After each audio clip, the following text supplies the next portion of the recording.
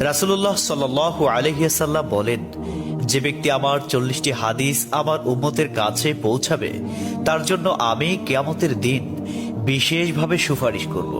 সুবহানাল্লাহ। নাম্বার 2, মানুষের মধ্যে যারা মৃত্যুকে বেশি করে স্মরণ করে এবং তার জন্য প্রস্তুতি নেয় তারাই সবচেয়ে বুদ্ধিমান।